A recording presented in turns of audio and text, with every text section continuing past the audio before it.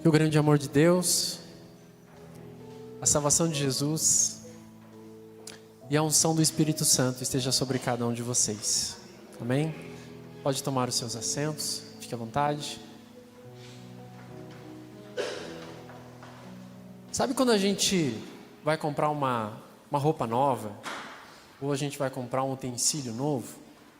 Uma das coisas que a gente acaba fazendo, no caso de uma roupa, por exemplo, é olhar a etiqueta. Querendo ou não, você vai olhar a etiqueta. E uma das informações muito importantes que a gente dá atenção para a etiqueta é onde aquele produto, aquela roupa foi feita. Quando a gente vai lá e olha, por exemplo, e olha uma etiqueta e vê lá escrito, por exemplo, feito na China, que sentimento que você tem? Você tem um tipo de sentimento. Agora, quando, por exemplo, você pega um produto e vê lá, por exemplo, feito na Alemanha, feito nos Estados Unidos, você tem um outro tipo de sentimento. A mesma coisa a gente vai ver em Lucas 4. Então, abra aí, acesse sua Bíblia. Vamos conversar um pouquinho sobre esse texto, Lucas 4. A partir ali do 14 até o 30 é o trecho que a gente vai estar conversando um pouco hoje aqui. Havia um ditado que dizia: pode vir alguma coisa boa de Nazaré? Por quê? A elite religiosa estava em Jerusalém. A adoração, o templo, os melhores pensadores, todos estavam em Jerusalém. Já de Nazaré, eles diziam que nada de bom poderia vir. Como nós sabemos, Jesus passou grande parte da sua vida na cidade de Nazaré. E é importante a gente pensar, porque Nazaré, ela era um vale, e era um vale de mais ou menos 500 pessoas. Apenas agricultores. Um lugar muito, muito pequeno. Um lugar muito, muito simples. E naquele lugar, logo depois de passar por Cafarnaum, logo depois de ter sido batizado por João Batista, logo depois de ter sido tentado, no capítulo 2, no capítulo 2, 3, também no capítulo 4, a gente tem esses relatos que eu disse para vocês, até que a gente chega o momento onde Jesus vai na sinagoga de Nazaré.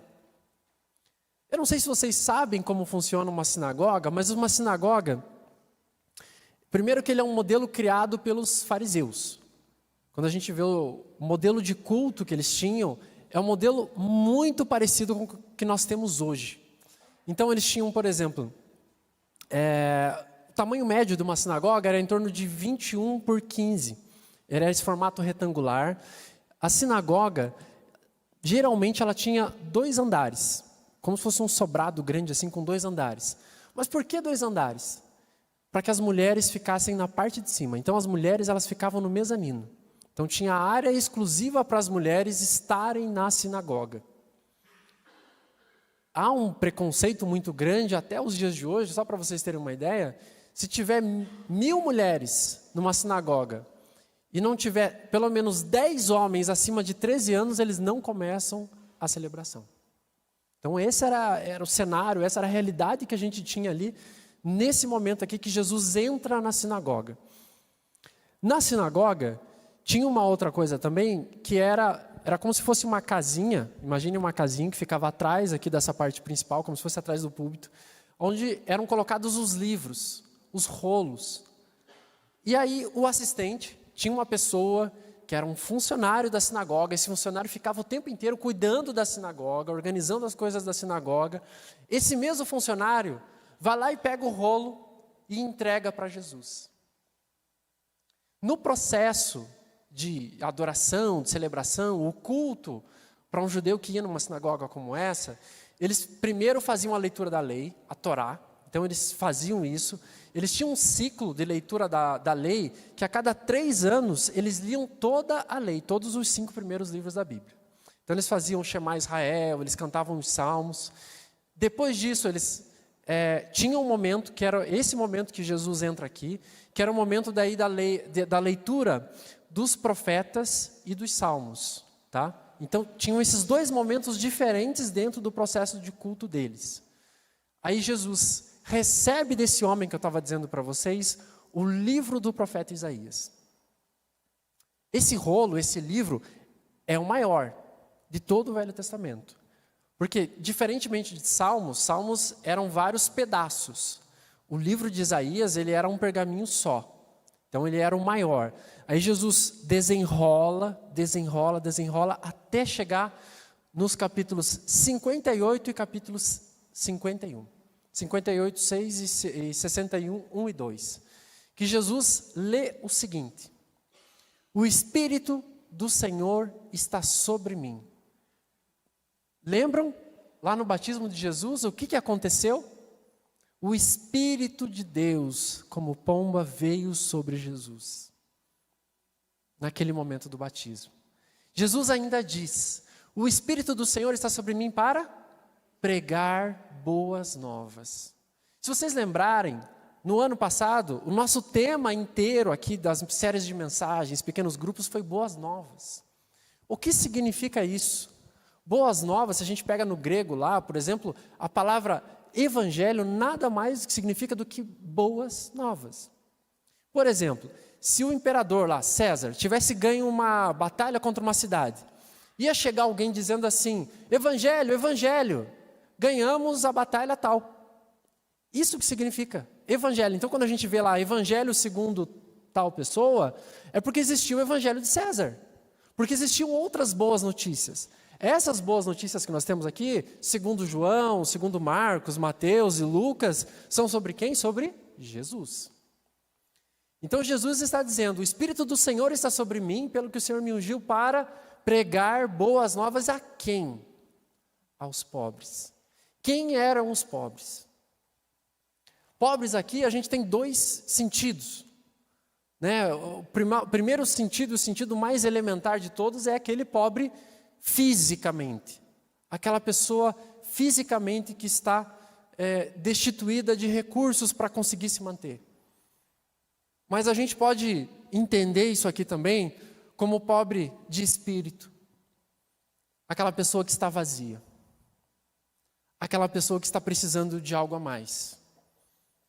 E Jesus ainda diz: o Espírito do Senhor está sobre mim para dar liberdade aos cativos.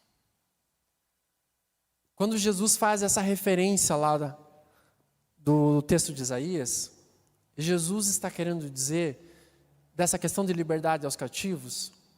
Jesus faz uma referência muito direta a algo sensacional que existe no Antigo Testamento, que é o ano do jubileu. O ano do jubileu ele é uma estrutura incrível que Deus criou. Vocês sabem que tem aqueles anos sabáticos. Então eles trabalhavam 6 anos, daí paravam um ano. Depois de 7 ciclos, né, chegavam no ano 49 e vinha o ano do jubileu, o 50º ano, que era o ano onde todo mundo parava, além disso, né, além desses ciclos que eu estou dizendo para vocês, mas ainda tinham algumas outras coisas. Coisas importantes que nós tínhamos lá: perdão das dívidas. Todo mundo que tinha dívidas naquele momento era perdoado.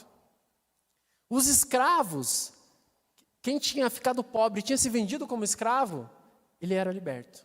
Então, quando está falando de liberdade aos cativos, é nesse sentido. Mas aí tem uma coisa que eu acho incrível também, que é a questão das terras, dos bens.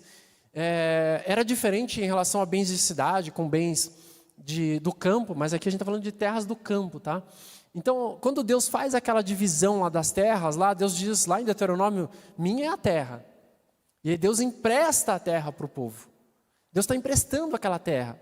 E aí, por exemplo, se a família Ferreira tinha lá um pedaço de terra no início, na divisão lá das tribos, por mais que ela ficasse pobre e tivesse tido que vender aquele pedaço de terra, quando ia chegar o momento o ano do jubileu, aquele pedaço de terra ia ser devolvido para ela. Só que ele não ia ser devolvido apenas: está aqui, pega a chave. Não. Deus ainda preparou uma coisa muito legal. Que quem ia devolver aquela terra, tinha que devolver aquela terra plantada. Então, se imaginem para uma pessoa pobre, imaginem para uma pessoa cativa, uma pessoa que tinha sido vendido como escravo, de repente, chegava o ano 49, chegava o ano 50, ele ia receber uma terra, ele ia receber uma plantação, ele ia receber tudo. E é isso que Jesus está evocando quando Jesus fala sobre o ano do jubileu. E é muito importante que a gente entenda isso. Porque a próxima palavra que Jesus fala, a próxima frase que Jesus ele diz, ele fala assim: eu vim para dar vista aos cegos.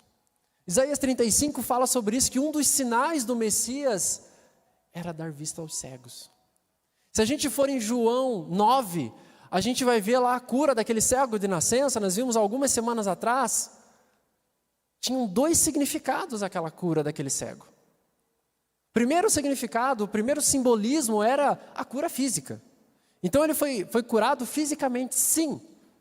Mas se a gente continuar lendo, a resposta está lá dizendo que aquela cura daquele cego era para mostrar a cegueira espiritual dos líderes de Jerusalém. Tem esses 2 significados o que Jesus está dizendo. Jesus ainda fala que ele veio para libertar aqueles que estavam oprimidos. Aqui é opressão mesmo. Opressão mesmo, pelo diabo mesmo.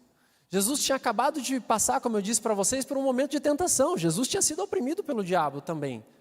Ali no mesmo capítulo, Lucas 4, se você olhar. E aí Jesus conclui esse trecho falando: eu também estou aqui com o Espírito Santo de Deus para proclamar o ano aceitável do Senhor. Só que Jesus aqui, ele está fazendo uma mudança. O ano aceitável do Senhor não estava no texto de Isaías.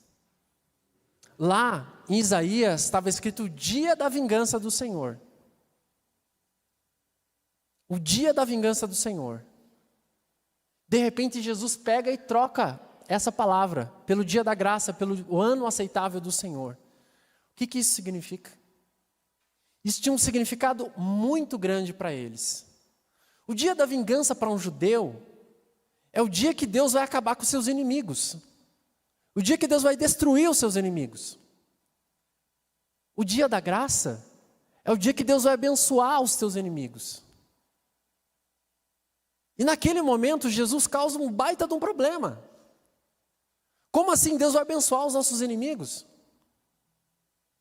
Aí Jesus, percebendo a jogada deles, Jesus usa aquilo que acabou virando um ditado popular: santo de casa não faz milagre. Jesus diz: o profeta não é bem-vindo na sua terra. E ele usa 2 outros profetas, Elias e Eliseu, os 2 profetas que fizeram maiores milagres individualmente falando. Elias, que foi alimentar e cuidar da viúva de Sarepta, que era de Sidom, que não era judia. Quantas e quantas viúvas existiam em Israel? Deus manda o seu profeta, o homem de Deus, até Sidom, até o inimigo, abençoar o inimigo, abençoar aquela viúva. Jesus ainda vai citar o profeta Eliseu na cura de Naamã. Naamã era um capitão do exército da Assíria. Se você não lembra o que a Síria estava fazendo naquele momento, Síria estava cercando Jerusalém. É esse homem que Deus manda o seu profeta a abençoar o inimigo. É esse homem que é curado de lepra. É para isso que o Espírito do Senhor está sobre Jesus.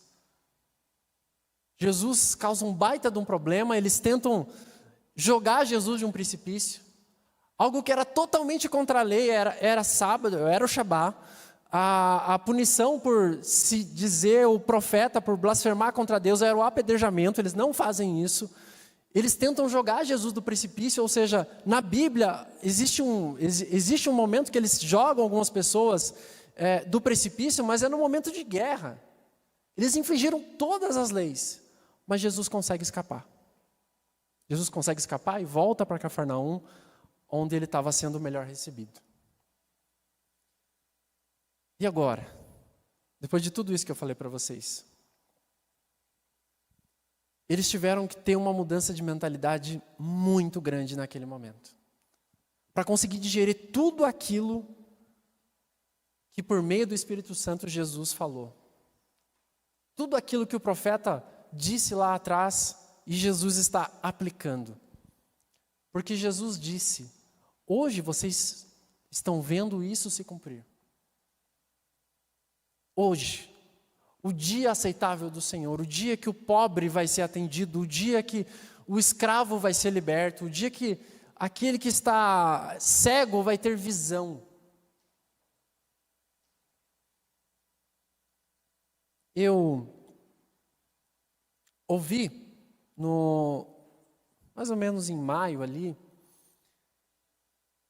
de uma pessoa que esteve na Rússia e esteve também na Ucrânia no finalzinho do ano passado. Já contei essa história para vocês, mas é uma história que fala muito comigo. Porque ele foi pregar, esse pastor, ele foi pregar lá na Ucrânia. E no momento da pregação, o Espírito Santo toma ele, o Espírito Santo desce sobre ele. E no meio de uma guerra, ele fala para os ucranianos: perdoem os russos. Vocês conseguem imaginar uma coisa como essa? Os caras estão jogando bomba na tua casa, os caras estão destruindo tudo. Você chegar e falar: perdoem esses caras. É muito difícil, isso é só com o Espírito Santo sobre nós. E eu quero dizer para vocês com todas as letras, o Espírito Santo do Senhor não desce sobre nós só para a gente ficar aqui nessas quatro paredes. Não tem como o Espírito Santo descer sobre a gente dizer que está cheio do Espírito Santo se a gente ficar só aqui. Porque tudo isso que Jesus disse, Ele fez fora. Ele levou para o mundo. Porque, como eu disse para vocês, Ele deu um nó na cabeça daquele povo. Aqueles homens que viram Ele crescer falaram: esse aqui não é o filho de José? Esse não é o filho de José? E Jesus, para ser chamado filho de José, significa que ele foi um mau aluno dos rabinos. Porque os meninos, eles iam estudando, tinham os talmidins, os judeus, eles iam estudando, eles aprendiam, o letramento deles era feito na Bíblia. Quando chegava aos 12 anos, esses meninos se formavam, tá? Tem o tal do bar mitzvah, tem uma cerimônia que eles fazem. E naquela época, quando chegava aos 12 anos, os meninos sabiam completa a Taná, que é todo o Velho Testamento. Aqueles que eram melhores, o rabino puxava para si, e aquele menino, como diz o ditado, ia comer a poeira do seu rabino. Ia comer a poeira dos pés do seu rabino. Então, passado esses 12 anos, o menino que não era o melhor aluno, os melhores alunos, eles iam aprender a profissão do seu pai. Então, quando eles falam filho do carpinteiro, é de uma maneira irônica. Ah, esse é o repetente, esse é aquele que não era o melhor aluno. E aqui nós temos Jesus. Na sua terra natal. Cheio do Espírito Santo de Deus. Cheio de poder, cheio de graça, cheio do Espírito Santo falando com o seu povo. E eu digo para vocês, diversas vezes eu vim na igreja, achava que saía cheio do Espírito Santo, mas aí quando eu tinha oportunidades eu não fazia nada. Eu me lembro, no ano de 2012, quando eu morei em Florianópolis, era muito longe a igreja onde eu ia, a nossa igreja, ficava lá em São José, eu morava na ilha ali em Florianópolis. Eu tinha que sair 5 horas da tarde mais ou menos, porque tinha um dos ônibus que era de hora em hora. E aí na volta o presbítero Samuel ele me deixava num trecho do caminho perto da casa dele. E durante 9 meses, eu me lembro como se fosse hoje, quando ele me deixava no ponto ali umas 9, 9:30 da noite, todo domingo, vinha um travesti do meu lado. E eu achava que estava cheio do Espírito Santo.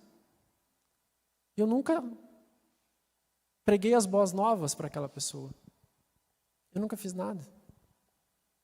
Então não tem como a gente achar que está cheio do Espírito Santo se a gente não fizer nada. Não tem como. Não tem como a gente achar que está cheio do Espírito Santo e ficar orando por Israel, por exemplo, sendo que Israel está fazendo tudo aquilo que está fazendo nesse momento. Não tem como eu dizer que eu estou cheio do Espírito Santo se eu estou abençoando isso. O primeiro-ministro lá está usando Isaías, está usando a Bíblia para jogar bomba nas pessoas. Será que a gente pode apoiar uma coisa dessa? Eu disse para vocês que Jesus não nasceu em Nazaré. Vocês sabem que Jesus nasceu em Belém. Vocês sabem onde que fica Belém hoje? Jesus seria palestino. Jesus ia estar levando bomba nesse momento. É de madrugada lá, nesse momento. Agora é madrugada lá e agora que é o momento que Israel está jogando bomba. O Espírito do Senhor está sobre nós. Será que a gente vai ficar orando só por Israel? Se Jesus veio trazer boas novas aos pobres, aos cegos, se Jesus veio libertar os cativos, os que estão presos, os oprimidos, não tem como a gente estar cheio do Espírito Santo, sair daqui e amanhã ver um mendigo na rua e minimamente não orar por ele. Minimamente não orar por ele. Minimamente a gente não orar por ele. Aqueles dois que passaram na parábola que Jesus conta lá do samaritano, eles estavam seguindo a lei, porque a lei dizia que eles não podiam tocar num cadáver. Eles usaram a lei. E o homem bom foi o samaritano. Só que aí quando Jesus volta, e aí ele faz aquele questionamento àquelas pessoas, mas Senhor, o que as pessoas fazem a ele, mas Senhor, o que nós fizemos de bom? O que nós fizemos para você? Ele diz, olha, você deu comida aos pobres, você foi me visitar quando eu estava preso. É isso. É isso. Jesus está falando aqui de uma mudança de mente. Jesus trouxe uma mensagem extremamente radical, extremamente difícil para eles. E se isso não está sendo difícil, isso não está sendo complicado para você, talvez você fique como aquele povo. Mas eu creio que o Espírito do Senhor está sobre mim e está sobre você, porque quando Jesus subiu ao céu, Ele disse, eu vou para o Pai, mas eu vos deixo o Espírito. Por isso nós vamos colocar isso em prática. Nós não podemos sair daqui da maneira que a gente veio. Nós vamos orar uns pelos outros. Peço para vocês que a gente se reúna em duplas. O Espírito do Senhor está sobre você. E você vai abençoar. Você vai orar para a vida dessa pessoa que está do teu lado. Vamos nos reunir em duplas, movimentar um pouquinho aí, está frio, eu sei. Mas vamos lá. O Espírito do Senhor está sobre nós. Você está cheio do Espírito Santo. Você vai abençoar essa pessoa. Em nome de Jesus.